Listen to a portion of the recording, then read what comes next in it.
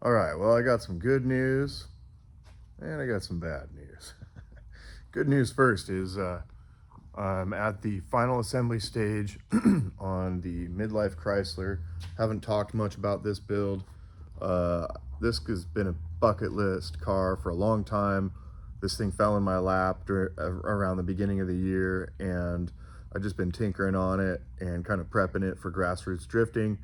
I recently, 2 months ago, decided to put the LS1 that was in the Camino in this and couple it to an AR5 transmission using the FabBot kit. And so I figured at this point it'd be good to kind of do some updates and show people what I've been working on. So I'm using a Dodge Shadow steering rack, 89 Dodge Shadow, basically the same throw as an S13 rack, but it does it in like a quarter or a half less turns, so it's a little quicker ratio on the steering. Custom, middle link there on the steering to make that work, and you can kind of see what I did on the rack to modify it. I'm gonna have to modify the plumbing, so I've cut off the bungs already, and I'll be clocking those as far forward as I can. And the way the pan is it comes up and over and then rises up and fades away. Forward, it's rear sump pan, custom swap pan. Engine is pushed back as far as it possibly can be.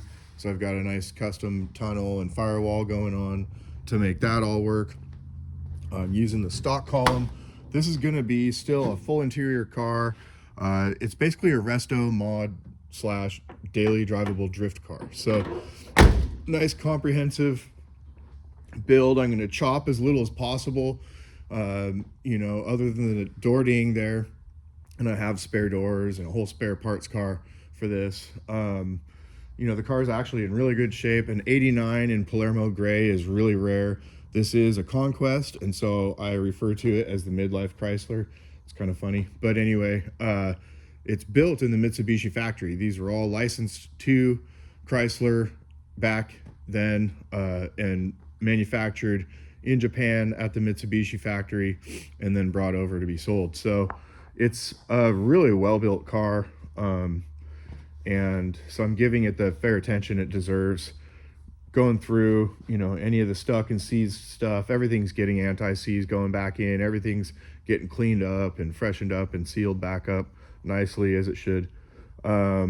Resto mod, so I'm not obviously getting too geeky about factory stuff, but I do want to leave the car as intact as possible and then kind of give it an OEM plus, like as if the factory built a drift car kind of approach. So we'll see how far I get with that, but that's just my excuse to run the stock wheels for the rest of the season and then let it progress from there. So getting back to the engine, yesterday I got the clutch on, and I realized that the engine, although it'll turn a little bit, it won't turn too much further. So what that tells me is at the bottom end, this thing's been sitting, but it wasn't outside until the last year, and it was in a tent. And so I think what's happened is we've got some corrosion inside.